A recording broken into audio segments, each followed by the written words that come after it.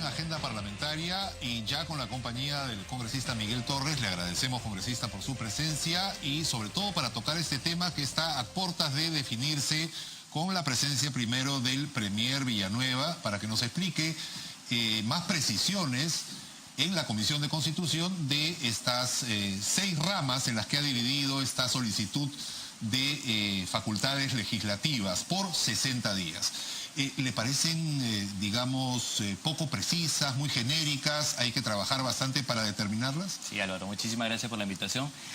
En efecto, normalmente cuando llegan la solicitud de delegación de facultades son amplias, ¿sí? De hecho, es normal que el Ejecutivo trate, pues, de lograr un espacio bastante amplio para poder dentro de él sacar las normas que considere convenientes. Es como cuando pides un préstamo, pide más para que te den menos. Exactamente, ¿no? Ahora, lo que va a suceder en las semanas siguientes, como todos sabemos, ha llegado este proyecto de ley, se ve en la Comisión de Constitución. La Comisión de Constitución, presidida por la congresista Úrsula Letona, ha solicitado a las distintas comisiones especializadas que emitan su opinión, ¿no? Entiendo que le ha dado cerca de una semana a cada una de las comisiones para que en la materia específica, acuérdate que son varios temas, pueda opinar y pueda recomendar a la Comisión de Constitución hacer los ajustes correspondientes. ¿Por qué es importante hacer ajustes correspondientes? Porque, nuevamente, si es amplio, nosotros tenemos que acotar, tenemos que cerrar, tenemos que, como coloquialmente decimos, tenemos que poner los candados, ¿sí? Candados para que después no nos veamos con sorpresas. Recordemos que en la primera delegación de facultades que hubo, no fue una experiencia muy buena.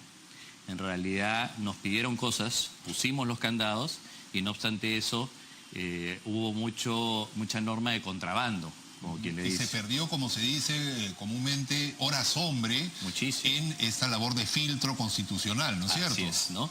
Hay 2 momentos en donde se hace este filtro. El primero es el momento en que entregas las facultades, ¿sí? Entonces dices, ok, me has pedido todo esto de acá, lo vamos a delimitar, lo vamos a acotar.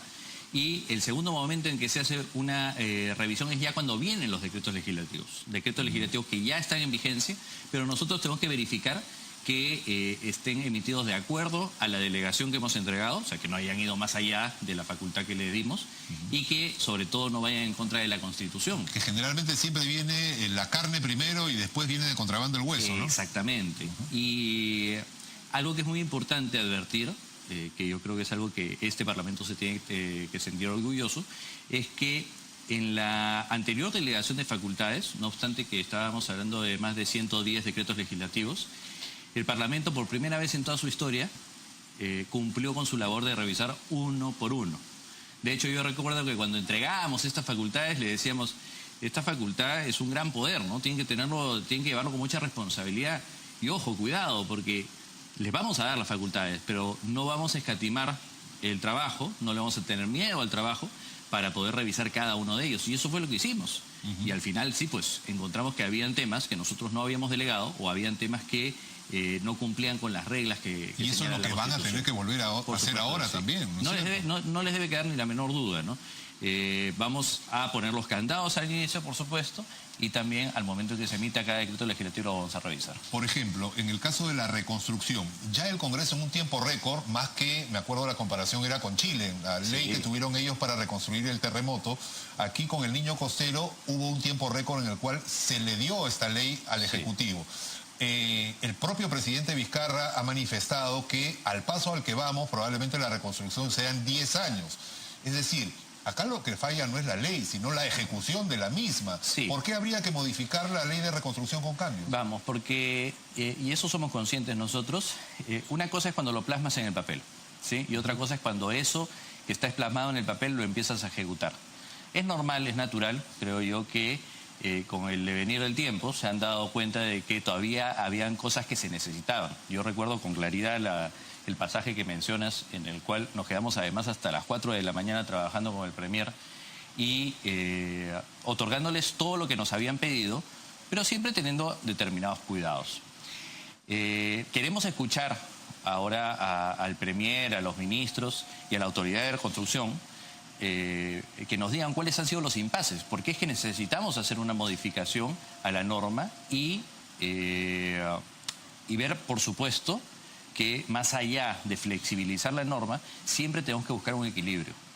Porque cuidado, El hecho de que estemos en una situación de emergencia, una situación que trate de solucionar un tema que ha sido complicado, no quiere decir para nada que vamos a dejar a libre albedrío lo que quieran hacer.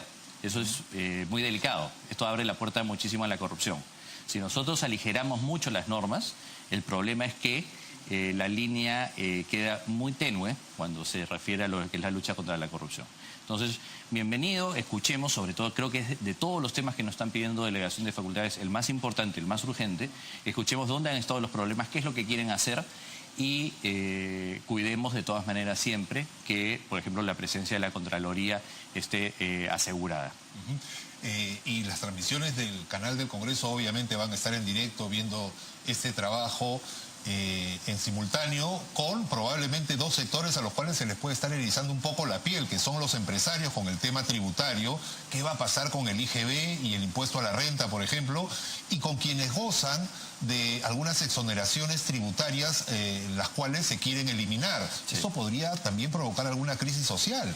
Este es un segundo punto de la delegación, de la solicitud de delegación de facultades, que es importante, que es la reforma tributaria. ¿Es un momento oportuno? Yo creo que sí, por varias razones. La primera razón, a la hora es que, para ser sinceros, el sistema tributario tiene una serie de huecos, de vacíos. Y con el transcurrir del tiempo, las grandes empresas, los que tienen estos recursos para contratar abogados tributaristas, de planeamiento y todo lo demás, ya lo conocen. Entonces han encontrado las escapatorias legales, ¿sí? Por ejemplo, pongo mi empresa en la selva y ahí tengo exoneración. Por ejemplo, ¿no? Este tipo de ilusiones. Y a contrapartida tenemos a la micro y pequeña empresa, que te aseguro que por más que tengamos 20, 25 años este régimen tributario, hasta ahora no lo entiende.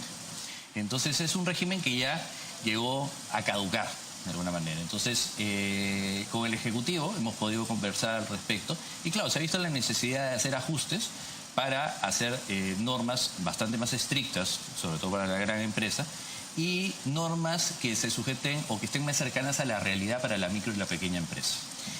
Creo que es una buena oportunidad por eso, y además también, permíteme decirte, porque este año 2018 es el año en el que se vencen una serie de inafectaciones y exoneraciones en el impuesto a la renta. Cada 3 años, estas inafectaciones y exoneraciones que están dentro de la ley van caducando. Entonces, lo normal, lo regular es siempre 3 años más, y 3 años más, y 3 años más.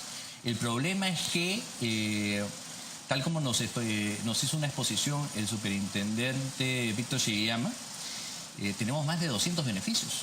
Y esto está significando, si mi memoria no me está fallando, más de 16.000 millones de soles. Entonces, bajo una situación en la cual la recaudación está cayendo, ¿sí?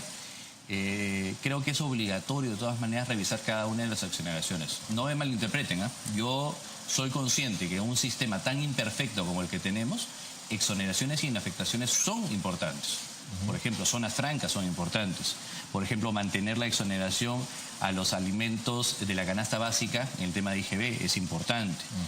Pero hay algunos otros que sí tienen que ser revisados porque no necesariamente están ayudando al desarrollo del país. Como algunas universidades también, por ejemplo. Por ejemplo, ¿no? En el tema de las universidades el tema es delicado porque todos conocemos y todos sabemos que están arrojando gran cantidad de resultados, de utilidades, y no obstante eso, en muchas oportunidades vemos que no tributan lo que corresponde, ¿no? Hay una buena noticia, y es que dentro de esta solicitud de delegación de facultades, finalmente el Ejecutivo ha pedido facultad para legislar sobre la elusión tributaria. Es distinto a la evasión, son primos hermanos, ¿no? Exactamente, ¿no? Como para graficarlo. Evasión tributaria es cuando yo he llegado a cometer el hecho que estaba grabado, pero no lo pago, utilizando para ello pues algún artificio. Por ejemplo, se compra facturas, entonces se reduce la ganancia, y, por ejemplo, se compra facturas, entonces se reduce la ganancia y se paga menos impuestos.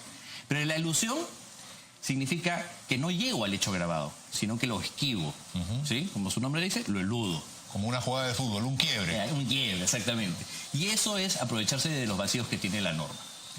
Entonces, la elusión no es un delito, la elusión no está prohibida, salvo que la norma establezca ciertos límites. En otros países existe. Acá en el país, en Perú, existió en un momento, pero fue tan mal legislado que tuvo que suspenderse su aplicación. Durante años, nosotros veníamos preguntando, ¿y cuándo viene la norma antielusiva? Se le dice. Cuando viene la norma antielusiva y había un silencio sepulcral. Y nosotros creemos que es porque normalmente esa norma antielusiva es para combatir a grandes empresas que han encontrado estos vacíos. Y seamos sinceros, la administración anterior no tenía un interés de corregir ese tipo de cosas hacia grandes empresas. Entiendo, espero, tengo la ilusión de que esta nueva administración sí tiene este interés, ¿no? Y dice, oye, yo quiero apoyar a la micro, pequeña empresa y para eso tengo que ser bastante estricto con la gran empresa. Entonces vamos a corregir. Necesitamos una norma antielusiva buena, vamos a desarrollarla bien para que no haya problemas, para que haya estabilidad y para que podamos sacar los recursos que son necesarios. Pero siempre pensando en el principio básico que es que no pocos paguen mucho, sino que muchos paguen menos, es decir, ampliar la base tributaria, ¿no es cierto? Sí, sí, la ampliación de la base tributaria siempre es importante. Sin embargo, también es importante, y esto es vital que nosotros lo tengamos presente, el principio de igualdad.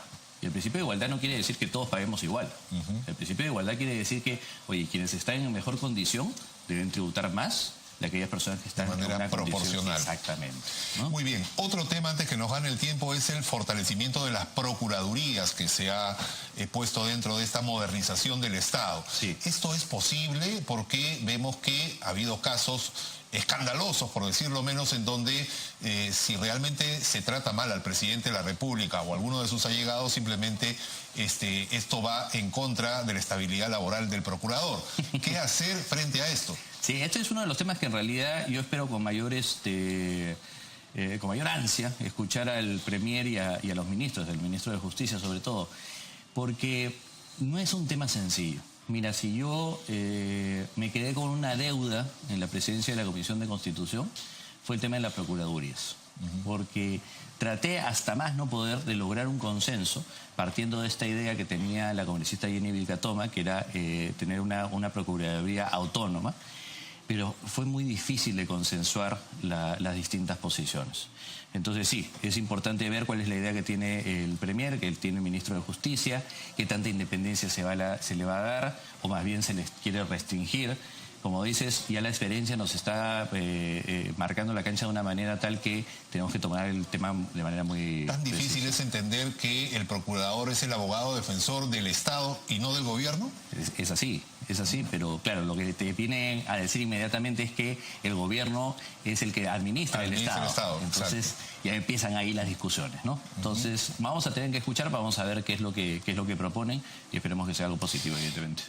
Hay pruebas al canto, hasta el cuchillo con sangre, videos, testimonios de intentos de feminicidios concretados, el acoso permanente, y simplemente vemos que la violencia contra la mujer no solamente se ha mantenido, sino que ha aumentado. Hay también una parte de estas 6 ramas, que es la integridad y lucha contra la corrupción y protección de personas en vulnerabilidad. En situación de vulnerabilidad. Así es, que habla acerca de la protección con mejoramiento de la legislación para este tema. ¿No es que ya existen las leyes y que más bien el Ministerio Público y el Poder Judicial no cumplen con su labor y ponen en la calle aprobados feminicidas? Sí, yo coincido en que normas hay, ¿sí? De hecho, de manera malintencionada, y tengo que decirlo, un sector de políticos estuvo acusando de que por culpa de Fuerza Popular no se había aprobado una norma que castigaba de una manera más severa en estos casos, y eso es mentira. O sea, eso no es... Y ayer lo pude discutir con el congresista Richard Arce y le decía, demuéstrame que nosotros hayamos imposibilitado que se le suba un mes de pena, en lo absoluto. Al contrario, las normas que se han dado acá siempre han sido en beneficio, en protección de esta población.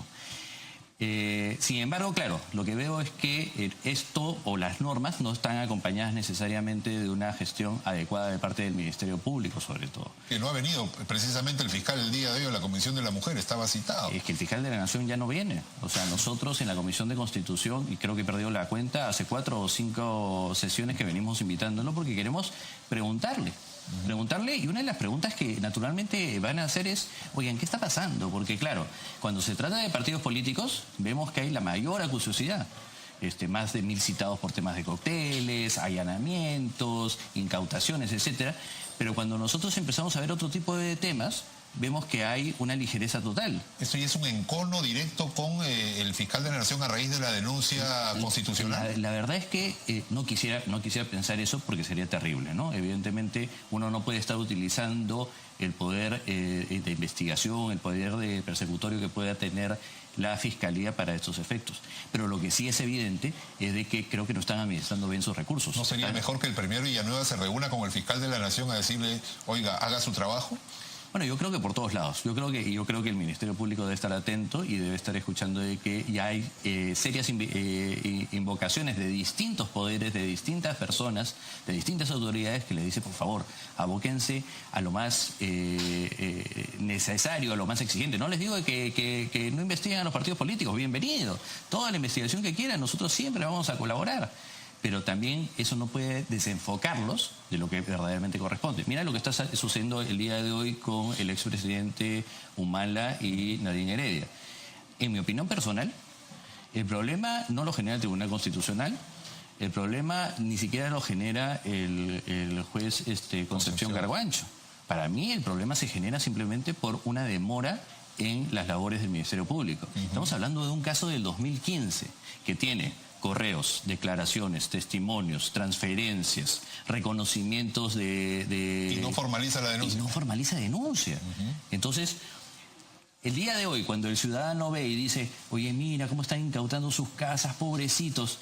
A ver, si las cosas estuvieran en otro orden, yo creo que sería distinto. Si ya se hubiera formalizado denuncia y si ya se hubiera reconocido que hay todas las transferencias, que hay todas las declaraciones, que hay los correos, que hay las agendas, que hay todo esto, uno diría, caramba, qué bien que estén interviniendo los inmuebles. Pero esta demora está causando un terrible ¿Le hace perjuicio. pensar que se quedó corta la frase juez se puede elegir y debería haber dicho juez y fiscal se puede elegir? Se dice por ahí, ¿no? Que parecería que hubiera un pacto. Yo más bien quiero pensar de manera positiva hacia el Poder Judicial, quiero pensar que se le ha sorprendido al juez, como por ejemplo nos sucedió a nosotros en Fuerza Popular. Y yo el día que se produjo el allanamiento al partido, que es un hecho terrible en realidad para nuestra democracia, revisaba yo la documentación que había sustentado la decisión del juez y no me quedó ni la menor duda de que lo que había sucedido era se habían aprovechado o lo habían sorprendido al juez con información falsa. Los fundamentos en los que se sustentaba el hecho de que hagan un allanamiento eran totalmente lúdicos, o sea, no correspondían. Entonces, yo creo que hay que hacer una invocación. Con todo el respeto del mundo. Nosotros, bienvenidas las investigaciones, como te digo, somos respetuosos de cada uno de los poderes, pero creo que ya llegó la hora de verificar qué es lo que está sucediendo, de quizás hacer algunos ajustes que correspondan para que el tema de la justicia sea una verdadera lucha contra la corrupción y en beneficio de los ciudadanos.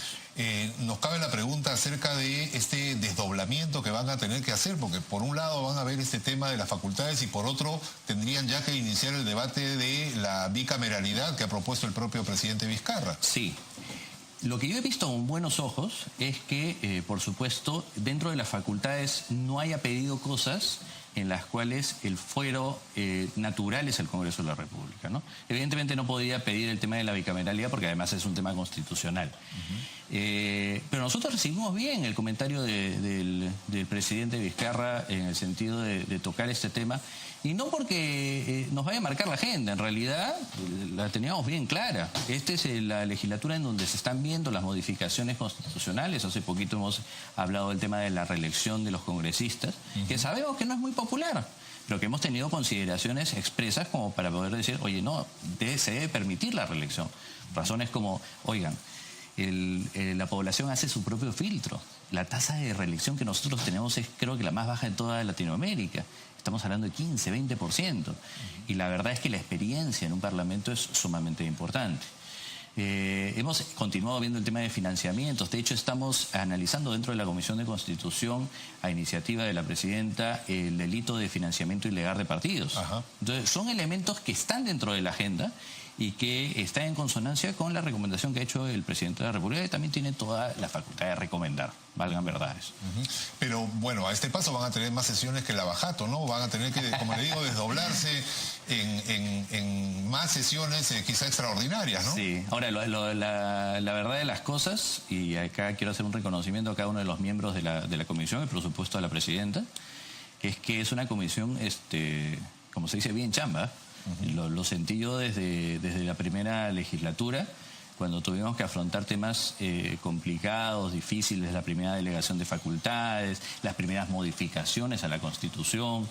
Y la verdad es que siempre he visto mucha disponibilidad de todas las bancadas. Acá tengo que ser muy claro, de todas las bancadas, la Comisión de Constitución siempre ha tenido un interés, congrega un interés muy importante de parte de las bancadas, ¿no? Otro tema que le interesa sobre todo a 1.700.000 vehículos que tiene nuestro parque automotor es el Fondo de Estabilización de los Combustibles. Sí.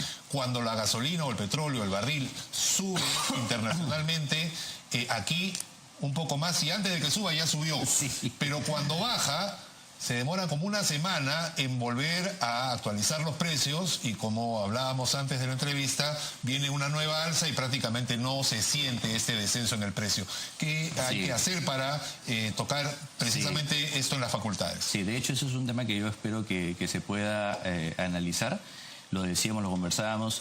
El problema es muy sencillo. Este fondo de estabilización se generó para que no tuviéramos picos. Ni Exacto. Picos hacia arriba, ni picos hacia abajo, ¿no? Entonces la idea suena bastante bien, ¿no? Tener una estabilidad en el combustible ayuda mucho, no solamente en lo que se refiere al día a día, sino también a estos empresarios del volante, que son los señores taxistas, claro, los mototaxistas, ¿no?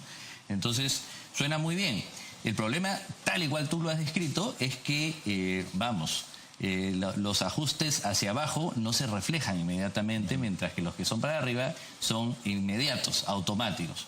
Entonces creo que acá sí tenemos que escuchar a la autoridad para ver qué es lo que están proponiendo y esperemos que evidentemente sea algo que refleje lo que verdaderamente corresponde. Y que realmente, bueno, fondo es, pero de estabilización todavía, ¿no es cierto? Que realmente marque una estabilidad en los precios, ¿no? Y tenemos que ir también migrando cada vez más, ya se va haciendo, pero cada vez más, a premiar lo que son combustibles más amigables con el medio ambiente, ¿no? O sea, tenemos que saber hacer una distinción respecto a qué combustibles son los que están perjudicando más al entorno y en virtud a eso también poner un gravamen que es el que corresponde. Algo muy parecido a lo que está pasando, por ejemplo, en la discusión esto de los plásticos. Exacto. Yo vengo analizando el tema, de hecho, desde hace muchísimos meses atrás. Y no obstante que sé que ya se han presentado proyectos de ley para prohibir el uso de bolsas de plástico, nosotros nos estamos tomando un tiempo para la elaboración del proyecto de ley porque creo que podríamos migrar hacia otra alternativa, que no es la prohibición, porque a veces la prohibición es utópica. A veces yo digo, no se hace, no se puede utilizar, y la verdad es que veo muy difícil que el mercado lo vaya a hacer. Pero si se empieza a cobrar por las bolsas, ahí está el detalle. La gente lo va a pensar dos veces. Exactamente. ¿No? Hace 2 semanas tuve la oportunidad, por una invitación de una Fundación Internacional Conservación del Medio Ambiente, de visitar Colombia. Y en esa visita me reuní con el superintendente de allá de la DIAN, que es la SUNAT, y me comentaba de lo importante que ha sido el impuesto a las bolsas, al uso de bolsas. Y me decía, no es que sea, me decía Miguel Ángel, no es que sea importante como un ingreso, ni tampoco significa un gran impuesto, algo que verdaderamente haga pesado, sino que implica que la persona siempre tenga 2 o 3 segundos en el pensamiento de que eso que está haciendo está mal. O sea, te cobrarán pues 10 céntimos por la bolsa, ¿no? Quizás no sea tan fuerte, pero por lo menos tienes un par de segundos en donde la persona dice, acá estoy haciendo algo malo y estoy pagando por hacer algo malo. Entonces, eso ha generado una conducta muy positiva y ha permitido de que, por ejemplo, en Colombia, vayan corrigiendo estos hábitos. Entonces, ya estamos terminando en realidad El proyecto de ley, yo creo que en algunos días ya lo estaremos presentando. Como usted ha dicho, es un hábito. Antes de ir al supermercado, que se acuerde que va a tener que pagar 10 céntimos por cada bolsa, que podría ser un sol, depende de lo que lleve. Claro. Y que eso lo motive usted, amigo televidente, a sacar su bolsa de rafia. Así es. ¿No es cierto? Que la puede usar, dicho sea de paso, varias veces y en donde entran más cosas, además. Y te aseguro que nos vamos a olvidar al inicio, nos vamos a olvidar, pero claro, cada vez que pase por caja, así es. voy a recordar, voy a decir, sí, pues. Y esa es una función de los impuestos que a veces olvidamos. Los impuestos sirven para recaudar, pero también sirven para condicionar el comportamiento de las personas, ¿no? El cigarrillo. Nosotros sabemos que el cigarrillo el día de hoy tiene un alto componente de impuestos directivo al consumo. Y eso es para que las personas se vean desincentivadas de poder consumir este producto que finalmente hace daño, ¿no? Muy bien, congresista. Yo le agradezco por su tiempo. Muchísimas gracias. Vamos a invitarlo otra vez para posteriores balances de cómo va el trabajo de filtro constitucional de estas facultades solicitadas por el Ejecutivo. Muchísimas gracias nuevamente. A ustedes, amigos, también. Muchísimas gracias. Vamos a continuar con ustedes luego de esta brevísima pausa.